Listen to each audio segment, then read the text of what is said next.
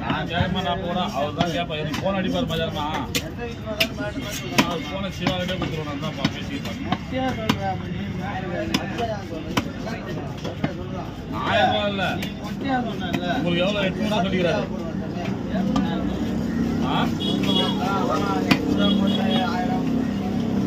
புரியல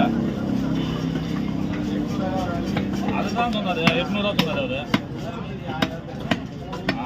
அப்படியா அதுதான் தண்டமணி கேட்பாரு நம்மளுக்கு நம்ம இந்த வாட்டி நான் கோயில் கேசறேன் கையில் வாங்கல கணக்கு வாங்கி பார்க்கல நான் அந்த வேலையிலேருந்து வெளியே வந்துட்டேன் ஏன்னா நம்ம போகல